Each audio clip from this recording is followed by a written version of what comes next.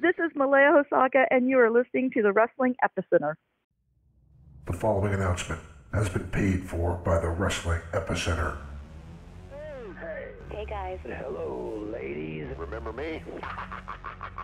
Let me talk to you, dummies. It's now time. It's Vader time. TikTok. It's showtime! For the longest running wrestling talk show in history. We are huge. It's gonna be cool. You're where it's at. You're smart like me. Tune in each and every week. But you better keep listening, or I'll come out of your computer And turn it on for you. or else I'm gonna kick your stinking teeth in. We've been known by a few names. The needs of the many far outweigh the needs of the few. The Interactive Interview. Interactive interview. Oh, yeah. Interactive interview. The interactive interview. Interactive interview. The interactive interview. The Blaze. Blaze 1260 AM. The Blaze. The Blaze. Blaze. The Blaze rocks. Interactive Wrestling Radio. Interactive Wrestling Radio. Interactive Wrestling Radio. Interactive radio. Interactive Radio. Testify. Interactive wrestling radio. And a lot of other names. Weekend Warriors of Wrestling. The Pile Driver. The Pile Driver.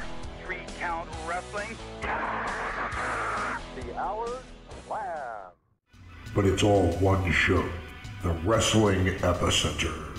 Wrestling Epicenter. The Wrestling Epicenter. The Epicenter. Wrestling Epicenter, dude. The Wrestling Epicenter. Don't get off. And your host from day one, By ignorance or arrogance. James Walsh. Wake up, sleepyheads. I could care less. It all starts Oh, tough guy. Thank you very much. Rush. Dumbed down. Get out of my face. You win! But I'm desperately out of time. So what you gonna do when Blaze Mania runs wild on you? now.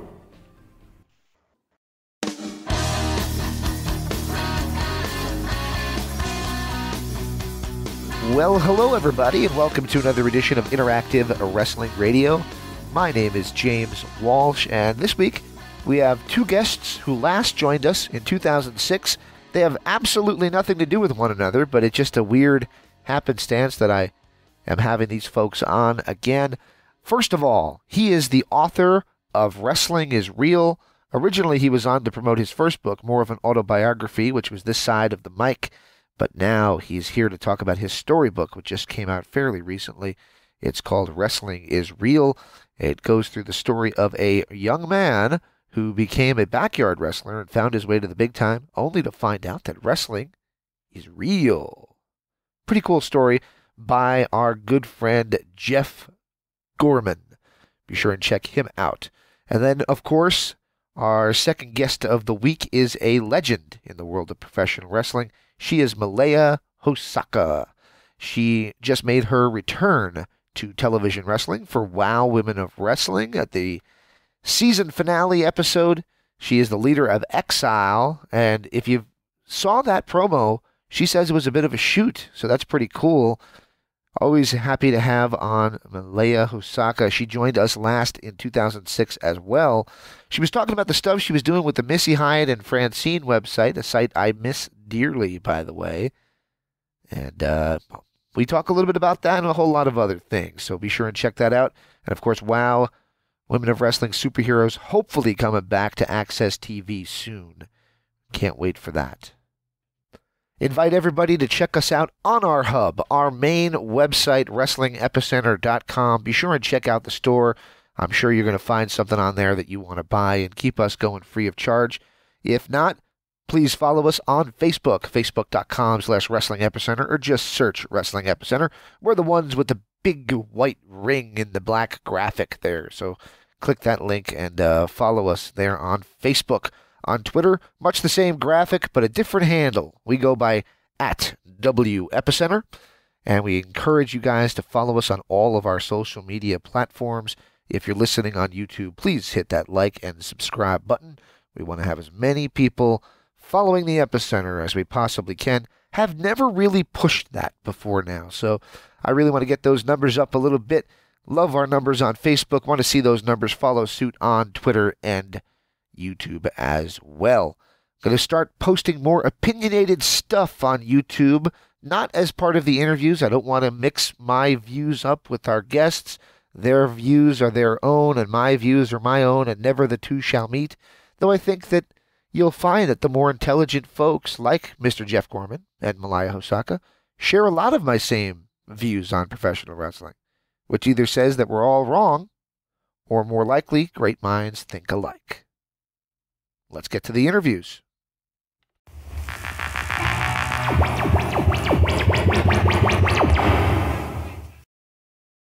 This is the Beast, and you are listening to the Wrestling Epicenter. Rah!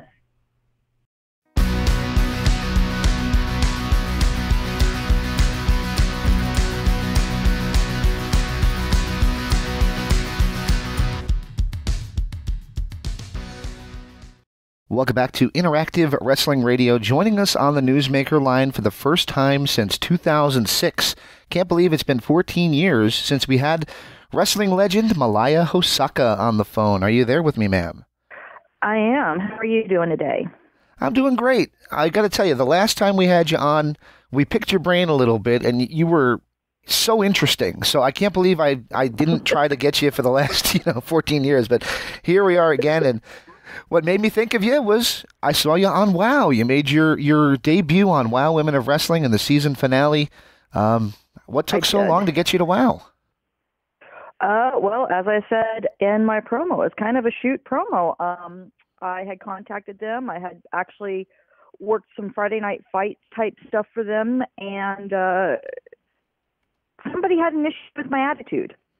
So it took a while to get a little bit of that stuff cleared up, but yeah, now I'm, I have my little Exodus and Genesis with me, and we're there to just kind of show the girls the old school way. Very cool. And I was going to ask you about those two girls. How did you come to know those two girls?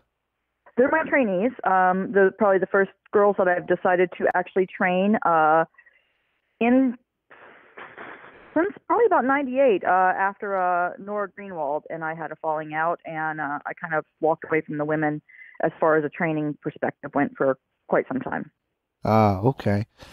Now, I'm going to preface this by saying that Wikipedia has let me down before, so this is kind of a Wikipedia true or false question here for you, but it says that you were offered WoW in the past, the first go-around, the more campy version of WoW in the early days, back in 2001, and turned it down because you thought it was more of a, models kind of show. Is that true, or is that not true? No, that's false. Bogus. That is bogus. Bambi contacted me. She is, of course, my original tag partner from years ago at LPWA. She had contacted me probably back around 2000, saying that she was involved in something and she'd like to have me as a part of it. I don't know what happened, just wires got crossed, whatever.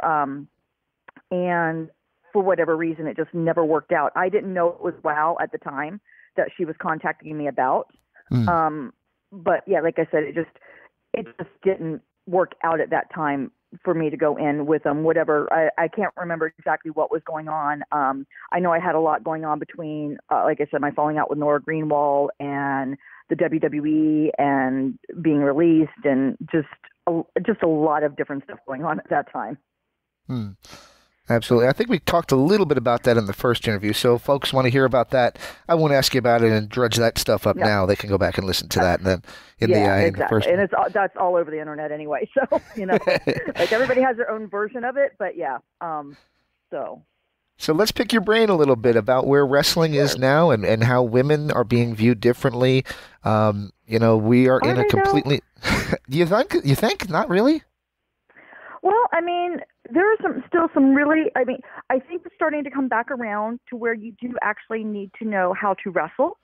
You don't need to know how to be a worker, though. You don't need to know the art. You don't need to understand the art. You just need to be able to do a lot of flashy moves.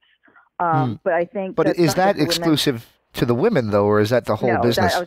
I was about to say that's just kind of the whole business and where it has gone in general. I think that's one thing I do like about WoW is that David McLean is very old school. He does like old school wrestling. He likes stories. There is, there's still the background. There's still some of the, I don't want to say campy stuff. There is a lot of backstory and a lot of filler as far as like vignettes and things on the side of who the girls of WoW are, who the girls of EXILE are, and things like that. But as far as the wrestling goes, he does prefer actual storyline type wrestling, which is amazing because so many people don't like that. But as far as like the rest of the system, it's great that it's coming back around to wrestling, but it's still very stereotypical of what girls they're giving opportunities to. Interesting. Now you mentioned that, and I got to ask you this question. It's not about anything dirty, but I got to ask you about the world heavyweight champion of Impact Wrestling, Tessa Blanchard, a woman holding the traditionally male world title. What do you think of intergender wrestling and of women stepping into that role? I think it promotes violence on women. I think it sends the wrong message to children. I do believe that women should be able to stand up for themselves. However, when you start blurring the lines within something that kids already believe is fake, you start showing that it's okay to hit women. You start showing that it's okay because women can take it. You're blurring those lines about what's acceptable and what's not acceptable. I'm all for women's rights and I'm all for equality, but there are enough talented women out there that there's no reason for us to have to step in the ring with a man. There's no reason for a man to ever have to lay their hands on a female except for in defense to restrain them, to keep them from hurting the man in general. Like if a man cannot subdue a woman without causing her physical harm, then that's one thing. But I don't believe that there's many men out there in that situation where you're talking about violence on women, where they could not subdue a female without, some type of, without having to actually outright hit her. So when you start talking about girls taking body slams and forearms and suplexes and all of this other stuff in this arena, where essentially we have no rules because, of course, everything's legal within the count of five, right? And now you're showing little boys it's okay to do that to a little girl out on the playground because maybe they both watch wrestling. Well, she should be able to take it because, the girl took it on TV last night. And I'm just totally against that. You don't see it in MMA. You don't see it in boxing. And if it comes to that point of seeing it there, you're going to see some definite rules. I mean, they have weight classes. They have clear, defined rules where if you step across this line, you're disqualified. If you do this, you're disqualified. And they have that now, and they're not doing intergender. You can't go out there and just haul off and beat the crap out of somebody in boxing using any technique necessary. You have to use technique in there. There's an art to boxing just like there is to wrestling. And you don't see a 450-pound man going out there against a 110-pound man, And you don't see that in MMA or UFC. So we don't have weight classes. We don't have you're telling me that, and don't get me wrong, I don't care that it's Tessa Blanchard. I don't care if it's Charlotte Flair. I don't care if it's myself. I cannot pick up a 350-pound man and body slam him. And if a 350-pound man picks me up and body slams me, I shouldn't be getting up. That's much less if he forearms me. Okay, like our moves hurt. It's not like they don't hurt. Right, they do. right. So, I know they. Yeah, I think you're sending a completely wrong message, and you're blurring those lines. And in the next breath, you're going to have women coming out, and there are a lot of female wrestlers that have come out and said, they've suffered domestic abuse. And I'm not condoning it, but you get in a ring and you wrestle men, and now you're wanting your spouse or your significant other to realize that that's work, and at home, when things escalate to that point, that violence isn't acceptable. Okay, you have blurred that line. You can't come back from it. I love it. This is, again, I said you have such an interesting take on things, and I didn't expect that to be your answer. I'll be completely honest. So that's awesome. Thank you for that. No, I'm absolutely. There's one thing I do not do in my career is I do not do intergender matches. I have done them. Why? Because the other girl hasn't shown up, and I had to get a payday. But again, on the shows that I did that, I was put in the ring with somebody that was somewhat my size. Mm. You know, when I was like 90 pounds soaking wet, just starting out, Bob Roop didn't put me in the ring with a 350-pound man on his show. He found the smallest guy possible, and we went out there and made it as believable as possible. But once the guy got his hands on me, I was done. You know. Yeah. But I mean, you go back even into the movies. You go back 20, 30 years in the movies. When did you ever see the hero of the movie laying their hands on the female, no matter how bad she was? That's true. He didn't. That's and even absolutely true. now you can turn it on and you watch Tom Cruise smack the crap out of the lead female that's the bad guy. And it's still, for me, it still gives you that kind of a male kind of ooh, I don't know if I like that kind of feeling. So I know what you mean. It's, you know. All right. So, we're kind of going to combine two questions here, and it's along the same lines but completely different. About a year ago, I interviewed Disco Inferno, and it's kind of considered our male chauvinist interview. But I don't think that's the intent of what he was saying. Basically, we said the same thing, and I'll combine it with the stuff you did with the Missy and Francine site. Is it difficult to have sex appeal and take, pictures that are designed to appeal to the male libido, and also to then be taken seriously as a completely 100% wrestler? I don't think so. I think women have to have a certain sex appeal, and the great thing about sex appeal is that what is sexy to you is not going to be sexy to Joe Schmo over there, and that's not going to be sexy to Billy Bob over there. Everybody has their own definition of what's sexy. And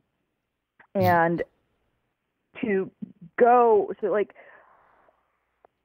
whether it's you like Asian women or you like women with tats or you like strong women, like, or bodybuilder type women, there's something out there for everyone to find sexy. And it's a matter of portraying that in a tasteful way so that when you step into a ring and you want to be viewed as the athlete, you're not going out there and portraying that same image in the ring.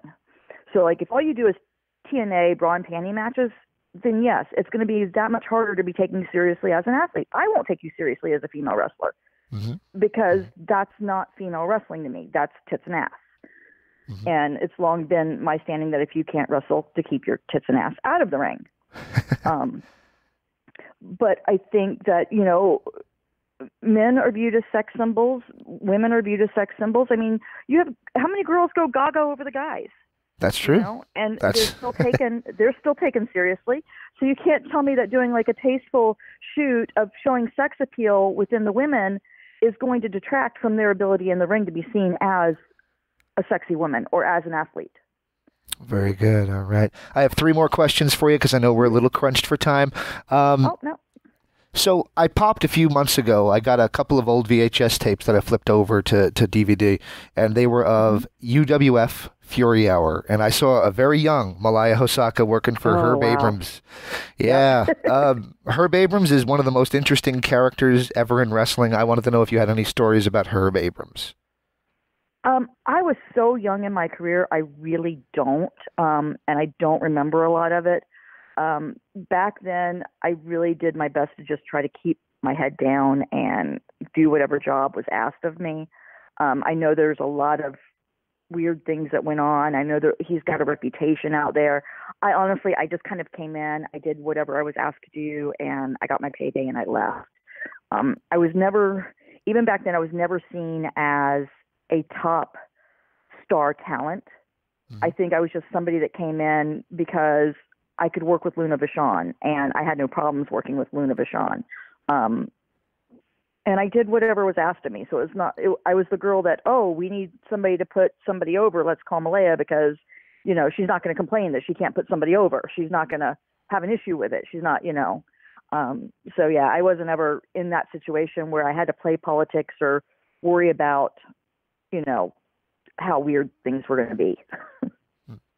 Going back to Wikipedia again, it said in 2012 you announced your retirement. I don't remember seeing this, but of course, I guess like everybody thinks of Terry Funk. Everybody thinks of Terry Funk, and that's not like a thing. But no, it's not. So I actually did announce my retirement in 2012. I had some medical diagnosis that the doctor told me basically I need to not ever take any more bumps in my life. He scared me. I got some second opinions, and Brandy Wine at the time was working for Shine, and she and I were good friends, and I was still riding dirt bikes. And she's like, you can ride dirt bikes and flip over the handlebars and do all this other crazy crap that could get you hurt just the same as being in wrestling. I really don't see the difference. Yeah, and it kind of made sense. And so I came back in as her tag partner at Shine, and it just kind of snowballed back into going from just going to do one show here or there with her at Shine to actually being back in, not really on a full-time basis, but being back in on my own terms of taking bookings when I want to take bookings, and it's going to be fun type basis. Awesome. So I don't want to be out there with girls that aren't trained, and I'm not just going to take any booking from any Tom, Dick, or Harry. That's a great place to be. All right, it is, and it's made it a lot more enjoyable. I bet it is. I bet it probably is, yeah. All right, so we'll end the interview kind of the same place we started, which is WOW Women of Wrestling. I guess, what do you think the future is for WOW? Do you think it stays on Access TV? And how much of Malia Hosaka can we expect to see on WOW if it continues forward? Well, I have high hopes that it's going to continue forward. They have announced a tour coming up this coming year. They haven't announced the cities yet or the exact dates, but they are planning on doing a national tour. And you will just tune in to see how much of me you're going to be able to see. I can just tell you that I call them my minions, but they're my trainees. And I have come to make a statement, and we're not going to leave until that statement's loud and clear. I'm looking forward to seeing it. Hey, I'm glad we got a chance to do this again after 14 years away. Before I let you go, can I ask for one little favor, just a station ID? Absolutely. Sure. Could you just say this is Malia Hosaka, and you're listening to the Wrestling Epicenter? Epicenter? That's right. Okay. This is Malia Hosaka, and you are listening to the Wrestling Epicenter. See, I can't do that. Hang on, let me try this again so you can edit that. Sure. This is Malia Hosaka, and you are listening to the Wrestling Epicenter. Hey guys, it's Tessa Blanchard, and you are in the Wrestling Epicenter.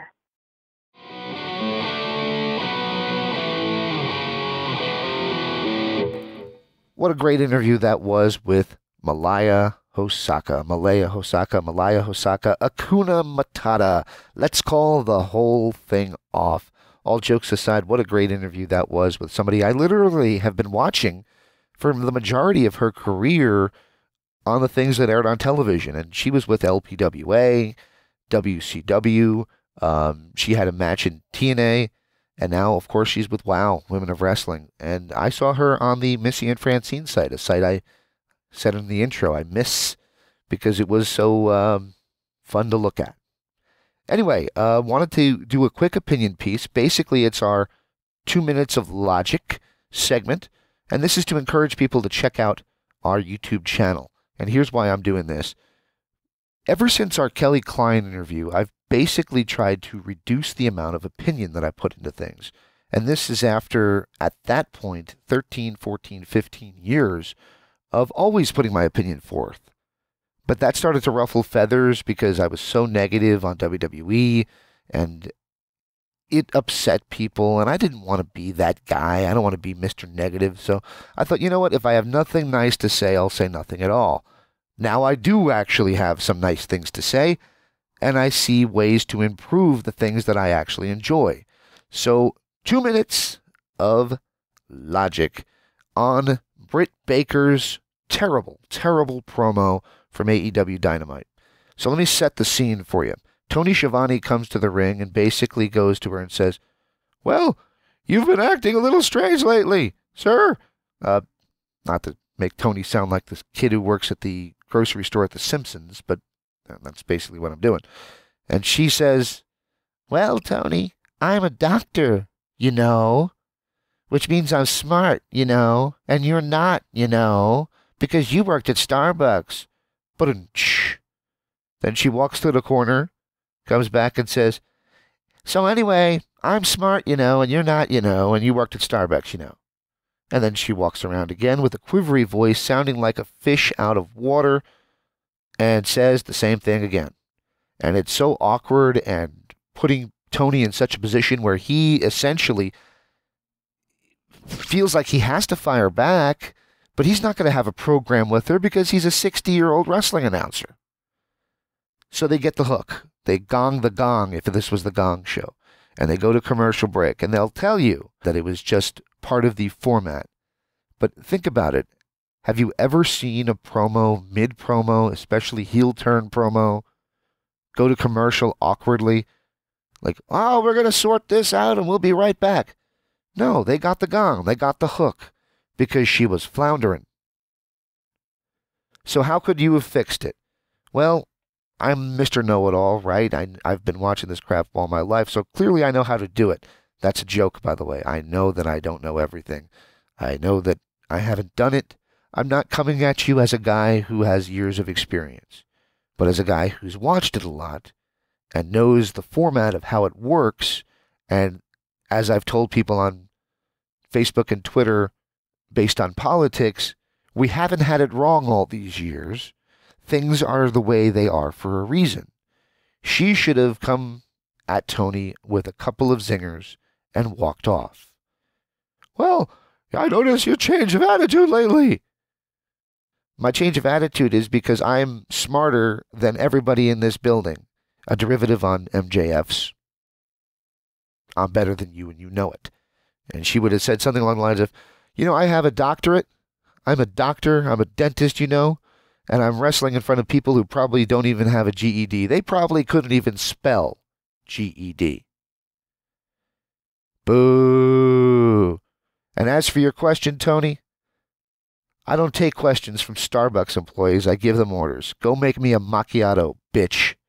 Slam the microphone in his chest and walk off. She makes her a stuck-up bitch. It gets the point across that, hey, I'm smarter than you and you know it. And it gets the segment over with Tony standing there looking dumbfounded and maybe a little bit hurt. She's a bitch. Tony's still Tony. Everybody's happy. No awkward ending. This segment was just terrible. If they ever make a compilation collection of Britt Baker, I hope they don't include this on it because, God, it was just putrid. But there's ways to save it, and if they do it again in the future to try to get it right, I'll take a royalties check on my ideas.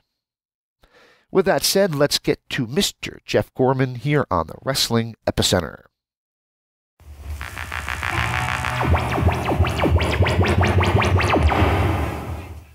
Hey, it's Tony Schiavone, and you're listening to the Wrestling Epicenter. And I would stick around, but I'm desperately out of time.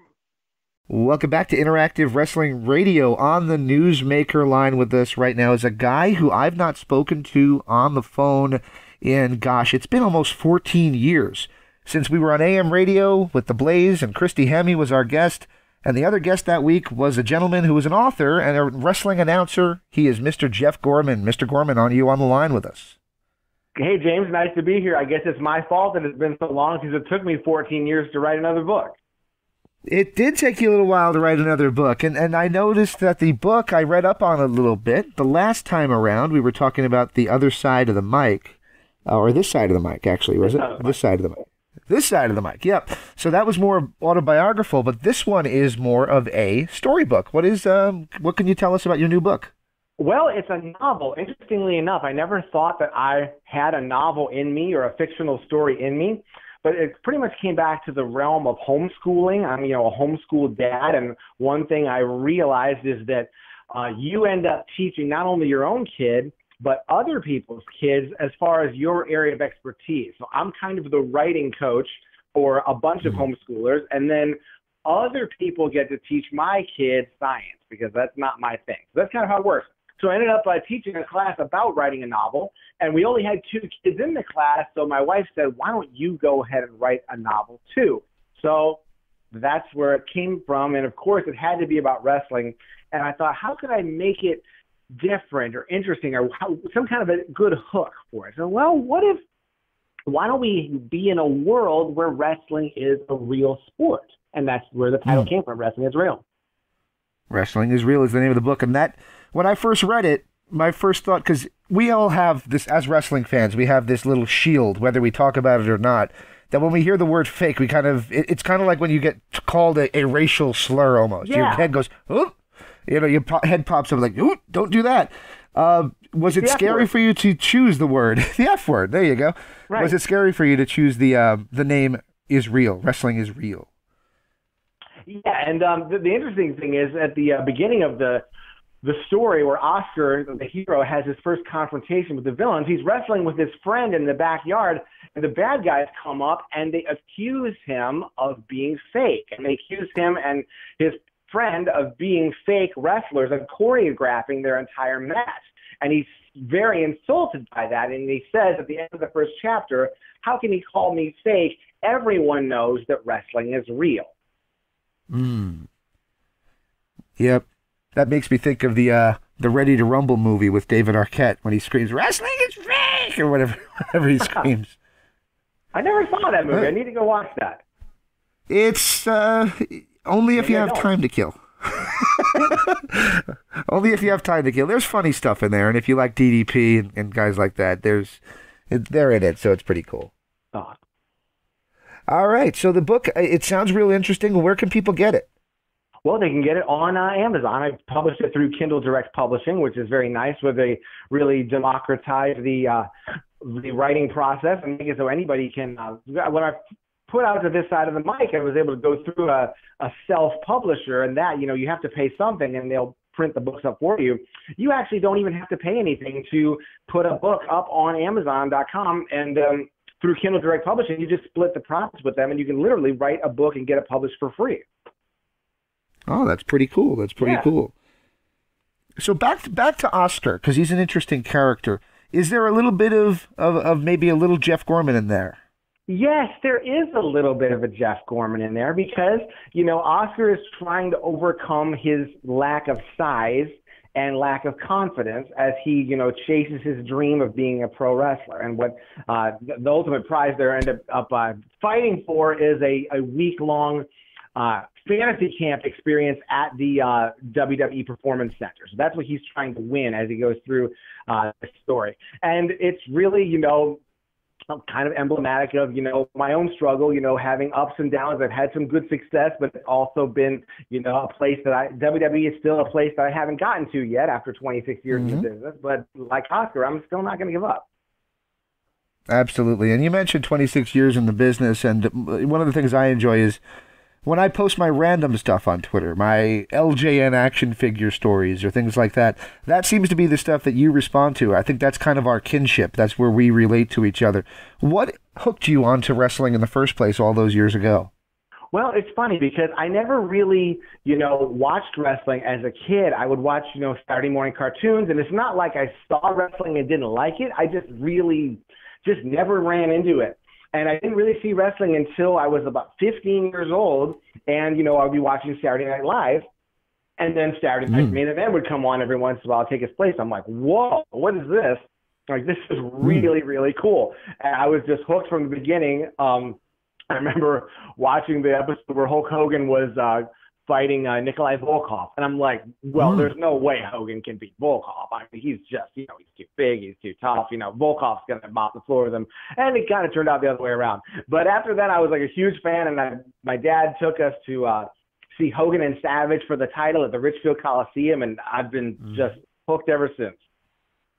That's incredible. Yeah, that's a similar story for me. I was also a Saturday Night's Main Event, and it was Hogan and JYD just hamming it up in the ring. And I just remember I couldn't sleep that night, and I just happened, it was those little pull things on the TV. We didn't have remotes. You just pulled the thing on the TV, and it went on. And it went on, and those guys were in the ring, and it's like it veered right into my psyche right away. I was like, oh, this is cool. And I've been obsessed with it, 35 years now. So it's... Well, I think for me, I've always been a sports guy, being a sportscaster and stuff. And I also was into the theater when I was in school. And it's really like the perfect, combination of sports and theater. I think that's probably why I love it so much, because the athleticism and, the stories and the just the crazy over-the-top characters and stuff. It's just perfect.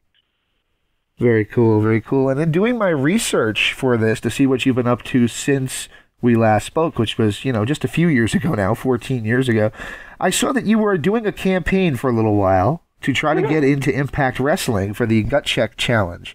Did anything ever come of that? Did they even respond to your requests? Well, they got a good laugh out of it. And they did ban me on, the producer blocked me on Twitter because I was making too many of those videos. But I thought it was pretty worthwhile because, you know, I had a goal and I went after it and I tried to come up with a lot of interesting, you know, reasons why they should, you know, let me have a chance to be an announcer taking the Gut Check Challenge. Of course, that was on for quite a while, but they never even got around to giving any tag teams any tryouts, which I was kind of surprised. I thought they'd at least do a tag team version of it. But they never really quite got onto it. In fact, what I really, the pinnacle of my plan was the one time where Impact came to Cleveland. And what I did was I had a sign, you know, my little slogan was "Make Room for Gorman." I had a "Make Room for Gorman" sign, and during the intermission, I snuck down to ringside and I duct taped the sign to the railing right behind the announcers. Would this have been Tenay and Taz at the time? Yeah, And I went back up to my seat, and I'm like, you know what? I am really proud of myself because I'm just really doing everything I could, and this could possibly work. But when they went to the shot where the announcers were on screen, the producers saw it and tore it down. Darn it. Oh. So did it ever make air or no? Well, a couple portions of the sign made air during a James Storm match, but not like the entire phrase. Oh. Yeah. But I'm sorry to hear that. Very cool, very cool. Now, you're also a versed MMA guy, and I got to be honest with you, my expertise, I love football, and I love baseball. MMA, I kind of like, for the big fights, I can get excited about it, but I just never really got bitten by that particular bug. Are you still a big MMA guy? And, you know, how easy was the transition from wrestling to mixed martial arts? Well, I am still a big MMA guy, but the transition is very, very difficult. It's because, you know, it's really the opposite of pro wrestling. You know, there's no playing to the crowd. Everything is real, and everything happens really fast. I mean, a knockout can happen fast. A submission can happen fast. Even a low blow can happen fast. So you really have to keep your eyes glued to the action because things are happening very, very fast. And the thing about MMA, it's really interesting. I did watch MMA for a while. At first, I didn't really like it. I wasn't really into it at all. I'm like, what is this? You know, I can't get into it. But then after I was in Ring of Honor and after I took some time off we had the baby and I wrote the book, we moved in across the street from a guy who was an MMA promoter. I mean, like, what are the chances of that happening? So I met him, and, you know, he's like, you know, runs MMA shows. And I'm, well, here's a tape of me announcing Ring of Honor. And he put me on his TV show. And we were on TV, like, right after the Cleveland Indians games. And, like, lots of people saw it. It was fantastic. And then a while later, he put on a pay-per-view in Boston. So I got to fly on a plane to Boston and announce a global MMA pay-per-view. It was like, wow. And so I really wasn't into MMA until all of that happened. And then I sort of took a crash course in the sport. And then once I kind of knew what was going on, especially when they're kind of grappling around on the ground, once I understood what they were trying to do, I really liked it a lot more. Of course, the stand-up is always exciting because you never know when someone's going to get their head kicked off. But once I understood the grappling aspect of it, too, I really was able to enjoy it a lot. And I still enjoy it today. Very good, very good. I've noticed that it's maybe cooled down a little bit. The insane popularity, it seemed to reach its zenith with the McGregor and Mayweather fight, and then it seems like maybe the same thing that maybe happened to wrestling with lesser of the big-name stars. It seems to have, I don't know, fallen back to earth, as they say, a little bit. Do you think that's the case? I think that's definitely the case. You know, I think that kind of happened with NASCAR, too. There was a little while, a few years ago, NASCAR was really blowing up big, and I think it's kind of cooled back down. I think one of the reasons is, you know, the people that everybody was really into, the characters really, but also just the really dominant fighters like, you know, Anderson Silva and GSP and, you know, Chuck Liddell and Tito Ortiz. Those people who really carried the sport to the top, you know, they ended up sort of retiring, but they really weren't replaced by maybe one or two people. Maybe someone, basically it was like Conor McGregor, I would say, and Ronda Rousey. So it's like the sport lost about 6 big stars and gained about 2. And then Ronda went away to WWE. So it's not like there are no stars in there, but, you know, actually, I think UFC's expansion and the way that they've, you know, really gone around the world and put on tons of shows all over the place, I think that's great in a way, but it's also really made every show not very must-see. Yeah, I would agree with that. I absolutely would agree with that. So I was watching some of your YouTube videos, and one of them caught my eye because you did like a control room, a control center for the when Eric Bischoff was coming to Cleveland Wrestling. I forget the name of the promotion. I'm just trying to pinpoint your announce style. Where would you say you fit in the great wrestling announcers of all time? What style did you take? Well, I try to make my announcing style as realistic and as sportscasterish as possible. I'd like to think that I would announce a wrestling match the same way I would announce a baseball game. Like, here's me, I'm a real person, Jeff Gorman's my real name, and I'm announcing this, and this is what's happening. And as crazy as things happen, you know, I'm sitting here trying to announce things that are really, really crazy, not just like a home run or a touchdown, but you know, somebody's getting, you know, put through a table off the top rope or something. So, you know, the crazier the action becomes, you know, the more it contrasts with my very straightforward, real sportscaster style. And that's why, you know, it's good to have, you know, I try to be a good person for heel announcers to bounce off. Like I had a team with Mark Madden in Steel City Wrestling, and we were a great team. Oh, man. I love Mark Madden. Over-the-top heel announcer. And I'm like Mr., you know, straightforward babyface and stuff. And it really worked out very, very well. I think some of those episodes of Steel City Wrestling are on YouTube if anybody wants to watch them, because we were on TV out there for a while, and it was me and Mark Madden. It was pretty fun. Mark Madden, the former WCW announcer. Yeah. Yeah, he took over from Bobby the Brain Heenan on WCW TV, and yeah, he did a good job. I liked his references because I'm a big rock and roll fan, and he would always make a reference to either Kiss or UFO, and I got the references. I'm not sure how many others did, but I sure did. Yeah, I like when he would call the Kiss Demon doing the Love Gun in the same way that JR would announce the Stunner. Like, Love Gun, Love Gun. Absolutely. Yeah. So I guess the simple question would be, are you still looking to make it to the, I hate to say the big show, because you've been with Ring of Honor, but are you still looking to make it to the big dance, to either an AEW, which is now expanding their TV exposure, or WWE? Yes, definitely. My goal, you know, I try to set really lofty goals. I would like to someday be the first announcer to get to WWE, UFC, and Major League Baseball. Now, that's like a really high goal, but if I can just achieve one of them, I think that would be pretty life-changing. But it's hard because, you know, you can really do your best and you can put your best work out there, and sometimes just nothing really happens. And, you know, well, here I am announcing this local indie show in Akron, which is great. I'm happy with it, but it's like, gee, I really could be, you know, on this national TV show. You know, it's hard not to do, but you just have to keep a positive attitude. You have to be happy for people who are getting these opportunities.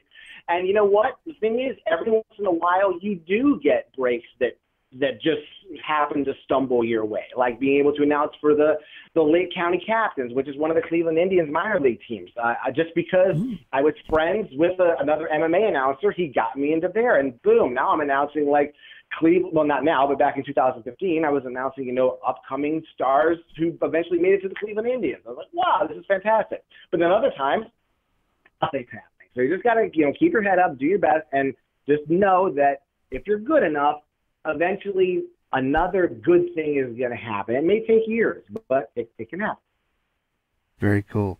I was watching your commentary school, your commentary classes on YouTube, and I was laughing at some of them because some of them I get annoyed myself when I'm as a fan. Like the one that really gets me is when they call a power slam a scoop slam. That really makes me mad. So when you were talking about the side Russian leg sweeps, that was kind of hit home with me for sure.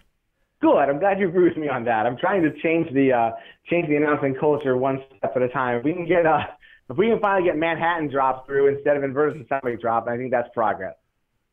Yeah, for the first time in a while, somebody did an inverted atomic drop and Manhattan drop the other day on AEW, and Jim Ross, shame on him, he called it an inverted atomic drop. Well, the struggle continues. All right, so back to the book. How has the reaction been thus far to the book, and how many people have you heard of? Did you get feedback from? Well, not how many, but how has the feedback been? I'm going to be honest. It hasn't really exactly been flying off the shelves, but it's a good story, and the people who have read it have liked it. So I think the best selling point is it's a good, positive, uplifting story. It's really geared toward two groups of people. It's geared toward teenagers, but it's also geared towards wrestling fans. So I think if you're a teenager, or if you have teenagers in your life, or if you're a wrestling fan, I think you'll get it and you'll like it. It's kind of a short novel, but it's cheap. You can get it on your Kindle for like $3. You can get a real copy for like $7. So it won't set you back too much, and I think it'll be a story that you'll like and you'll like to share. Absolutely. Well, I thank you for taking the time and doing this with me. Is there anything else you'd like to say to people out there who want to know what's going on in Jeff Gorman's world? Well, I guess you can follow me on Twitter at Jeff D. Gorman and see what I'm up to in whatever different sports might come down the line. It's just really been great having me on again, James. Thanks for supporting my first book and this one as well. Well, I'm gonna book you in now. So let's see. Let's do the math. 2034. Are you busy on this day in 2034?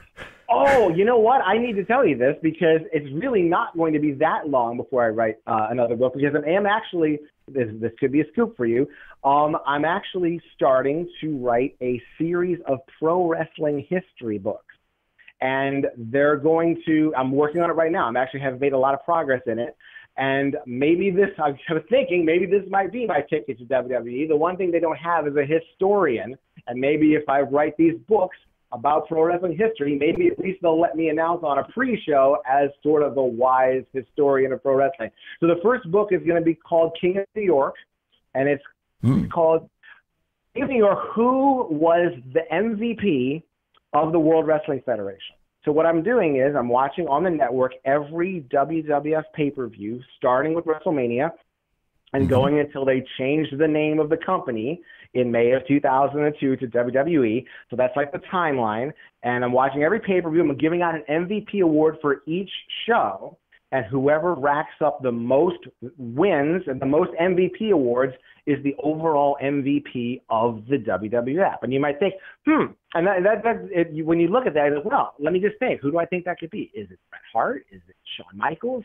Is it Hulk Hogan? You know, you can kind of predict in your head who some of the top contenders might be, and you can follow the story all the way through, and at the end you'll find out who was the MVP of the WWF. And then after that, we're going to do WCW, King of Atlanta, and then King of Extreme, and then we'll get to the WWE Universe after that. So I'm writing a whole bunch of books in the future about pro wrestling history, and I'll be happy to talk with you about every one of them. Very cool, very cool. Just thinking off the top of my head, as you mentioned that, I would imagine that you would have to, probably just because of the weighted amount of pay-per-views that there were in later years versus earlier years, that Bret Hart and Shawn Michaels and maybe even a Steve Austin and The Undertaker would probably have a leg up on the Hulk Hogan's and the Macho Mans, because there was more shows pay-per-view wise for WWE at that point. That's true. That is a very good point. But you know what? The thing is, Hulk Hogan and Randy Savage were active during that time if they had gone to WCW. If they had stayed in the WWF, they could have gotten that award. Who knows? Maybe they will. We'll find out at the end of the book.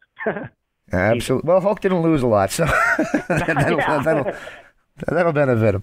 All right. Well, I thank you again for taking the time to do this with me. I hope everybody does check out the book on Amazon.com. It is called Wrestling is Real.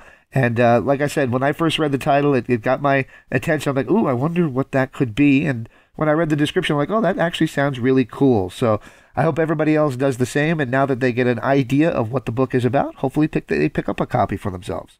Well, thank you very much, James. And one thing I think you all might like is when you take a look at the action in the book, you'll figure out what kind of wrestling moves are possible when wrestling is real and what kind of moves aren't used when wrestling is real.